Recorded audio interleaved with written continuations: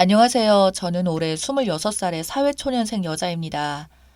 저는 약 1년 정도 만난 남자친구가 있는데요. 프로포즈를 받은 지 3달 정도 되어가니 정확히는 예비신랑이라 표현하는 것이 맞겠네요. 아니, 이젠 과거형으로 표현하는 것이 더 정확하겠어요.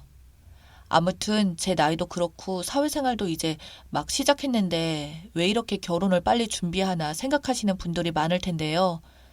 저는 어렸을 때부터 가정을 꾸리는 것에 대해서 의지가 굉장히 컸어요. 조금은 불우했던 가정 환경도 큰 몫을 했고, 원래 성격도 굉장히 외로움을 잘 타는 편이거든요. 그래서 학생 신분을 벗어 사회인이 되고 나면 최대한 빨리 가정을 꾸리는 것이 저의 가장 큰 목표이기도 했고요. 그런데 벌써 이렇게 파혼을 하게 된 걸 보니 괜찮은 사람을 신중하게 만나서 가정을 이루는 것에 대해서는 준비가 상당히 미흡했나 봅니다. 이번 일로 상당히 많은 걸 배우고 느끼는 중이거든요. 이야기의 출발은 딱 1년 전으로 돌아갑니다. 저는 졸업 직후에 운 좋게도 사회생활을 바로 시작했던지라 다른 취준생 분들에 비해서 취업 준비 기간이 짧았어요. 하지만 그만큼 혼자 보내는 시간도 없이 바로 소속감을 가지고 단체 생활을 이어가는지라 하루하루 정신이 없었죠. 그맘때쯤 제 인생에 등장했던 예비 신랑은 저보다 나이가 6살이 많아서 이미 30대였던 그는 경제적으로도 정서적으로도 참 많은 도움을 준 사람이었어요. 마침 저에게 한 명의 키다리 아저씨를 만난 느낌이었죠. 하지만 지금은 뼈저리게 느낍니다. 성인 남자가 사회 초년생의 시선과 기준으로 바라봤을 때 그 정도의 경제력과 안정감을 가지고 있는 건 상대적으로 아주 당연한 일이었는데 제게는 특별함으로 여겨왔다는 것을요. 생각해보면 예비 신랑은 저에게 생색을 참 많이 냈어요. 마치 이런 사람도 없다는 듯 내가 너에게 이 정도는 베풀었으니 너는 나에게 그만큼 상응하는 여자가 되어야 한다는 뉘앙스를 풍겼었죠. 하지만 저는 그걸 예비 신랑과의 연애에서 제가 지켜야 하는 지침 정도로 생각하며 하나씩 맞춰가려고 노력했어요. 발이 편한 게 최고였던 저에게 스니커즈보다는 하이힐과 타이트하게 달라붙은 옷차림을 늘 강요하던 그 남자를 왜 저는 몰랐을까요? 예비 신랑이 원하는 여성상에 나 스스로를 맞췄다는 것을요. 나를 온전히 사랑하지 않는다 느꼈는데 저는 옷차림부터 말투, 성격까지 그가 원하는 대로 바꿔가며 우리의 연애는 완벽하다고 착각하고 있었거든요. 그런데 어느 날 예비 신랑이 저희 집에서 자고 나서 바로 최고의 사건이 있었죠. 바로 잠을 자버리는 바람에 각자 허둥지둥 씻고 출근하느라 서류 가방을 놔두고 가버린 예비 신랑. 저는 그날 오전 반차를 사용했기 때문에 빨리 가지도 않아도 되었지만 혹시 이 사람은 중요한 거라도 있으면 어떻게 하나 싶어서 그에게 연락을 했어요. 서류 가방 빠뜨리고 나온 걸 모를 리가 없는데 출근 이후에도 별다른 연락이 없더라고요. 그래서 먼저 서류 가방을 들고 회사 앞으로 가져다 줘야 되는 거 아니냐고 물었더니 급한 거 없으니까 괜찮다며 그냥 안에 아무것도 없으니 괜찮다고 하더라고요. 대답에서 느껴지는 톤이 살짝 남달라서 그런지 저는 문득 궁금증이 생겼어요. 저희는 서로 휴대폰도 절대 보지 않고 생각해보니 개인적인 물품들을 제대로 살펴본 적이 없었거든요. 그래서 그에게 알겠다고 말하고 서류 가방을 살펴봤어요. 솔직히 업무적인 물품밖에 넣지 않는 가방이다 보니 오빠의 사적인 부분을 보고 싶었던 마음보다는 공적인 부분을 들여다보고 싶은 단순한 호기심이었죠. 가방 속에는 갖가지 서류들과 회사 다이어리 그리고 노트북이 하나 있었어요. 하지만 다이어리나 노트북을 굳이 열어서 보고 싶진 않더라고요. 장난으로라도 서로 핸드폰을 보지 않는데 굳이 열어본 것을 오빠가 알게 되면 기분 상할 것 같고 뭔가 이런 식으로 우리의 신뢰를 깨는 거 아닐까 싶어서 서둘러 닫으려던 그때 노트북의 뒤편에 속주머니 속에서 뭔가 불룩한 것이 느껴졌어요. 그래서인지 서류 가방 입구 부분이 잘 안 닫히더라고요. 이건 뭐지? 하는 마음으로 속주머니 지퍼를 열어본 순간 저는 놀라 나자빠지는 줄 알았어요. 사적으로 매는 가방도 아니고 회사에 들고 다니는 서류 가방 속 주머니에서 나온 건 다름 아닌 여성용 기구였거든요. 보자마자 머릿속에 정말 수만 가지 생각이 들었어요. 이게 도대체 다른 것도 아니고 서류 가방에서 나올 수 있는 건지, 이게 왜 여기에 있는 건지, 회사에서 나 몰래 만나는 사람이라도 있는 건지, 말로만 듣던 오피스 와이프가 있는 건가? 아니면 만난 지 얼마 되지도 않은 내가 혹시 세컨드는 아닐런지. 생각이 꼬리에 꼬리를 물면서 정말 그날 하루를 어떻게 보냈는지 생각도 안 나요. 가까스로 출근을 했고 어떻게 지나갔는지도 모르게 업무를 마치고 집으로 돌아왔죠.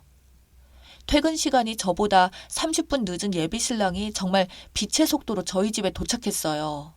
얼마나 운전을 빨리 한 건지 평소보다 한 15분 이상은 빨리 도착하더라고요. 들어오자마자 내 가방은? 하고 묻는 그의 표정을 보았는데, 아, 이 사람은 자기 가방에 뭐가 들었는지 잘 알고 있구나.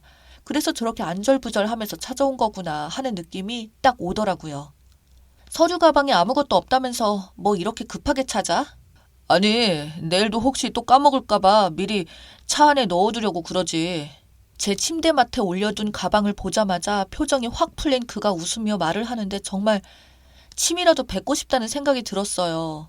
하지만 저는 보란 듯이 문제의 기구를 베개 밑에서 꺼내들었죠.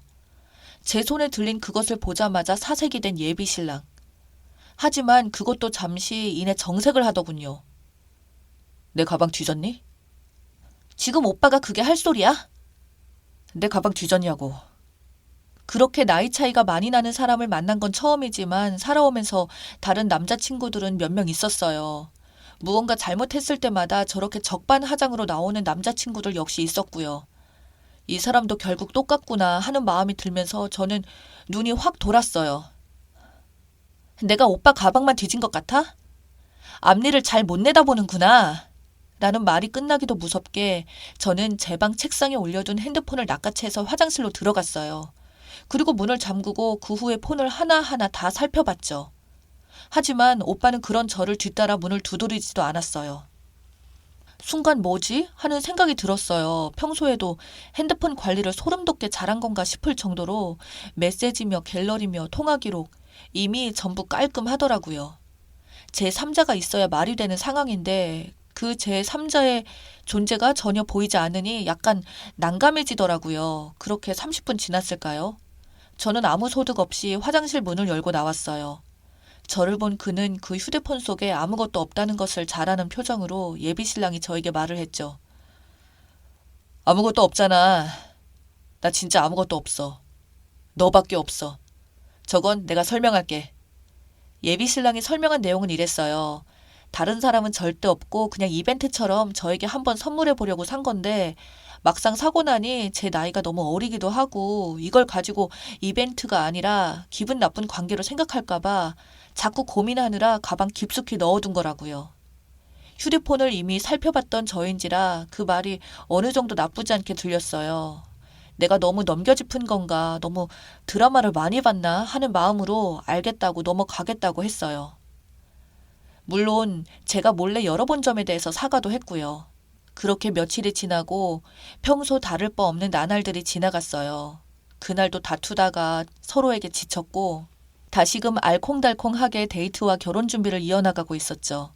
저에게는 단짝 친구가 딱 한 명 있는데요.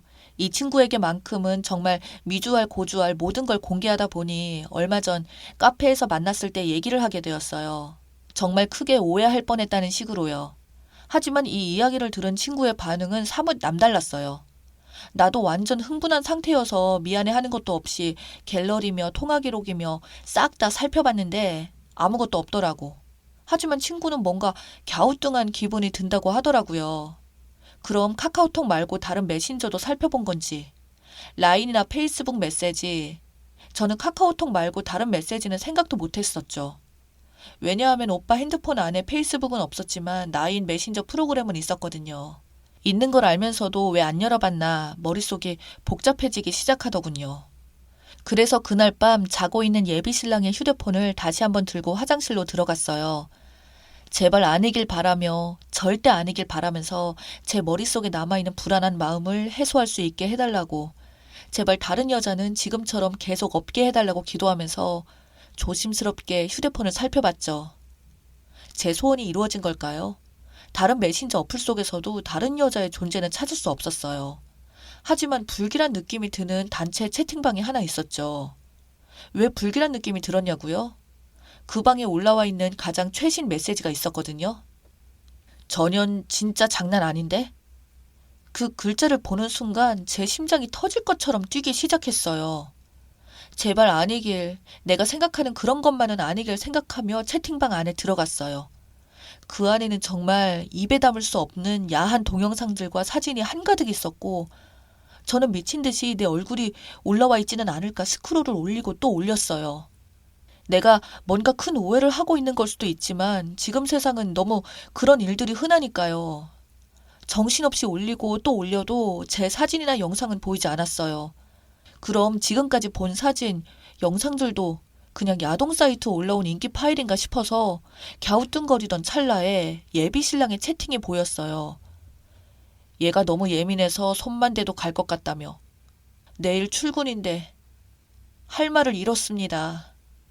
친구의 의심이 유난히 다른, 아니 선견지명이었다는 게 밝혀진 순간이었죠. 나 몰래 바람이라도 피우는 줄 알고 의심했는데 더 상상 초월의 현장을 발견한 느낌이 들더라고요.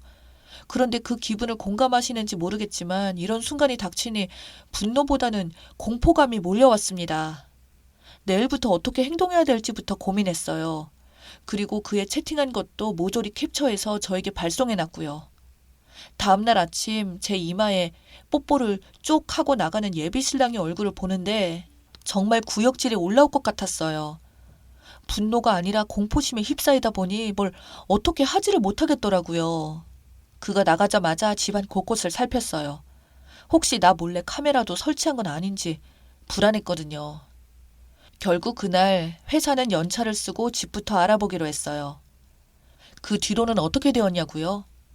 보름이 안 되는 기간 동안 저는 새 집을 구했고 영문도 모르고 있는 그에게 지속적으로 오는 채팅방 캡처를 보낸 후 휴대폰 번호까지 바꿔버렸죠. 화도 못 내고 마무리를 짓게 되었지만 이만큼 깔끔하고 마무리한 것이 얼마나 다행인가 싶어요. 친구가 살렸고 하늘이 살리려는 제 인생이 아닌가 싶습니다. 예비 신랑, 아니 예비 범죄자였던 그 인간에게 별다른 복수를 못했지만 그래도 저 잘한 거 맞죠? 완벽하게 이성과 같은 이성으로 돌아오려면 조금의 시간은 걸리겠지만 지금은 저도 너무 속이 시원하네요. 여러분, 긴 이야기 끝까지 들어주셔서 감사합니다.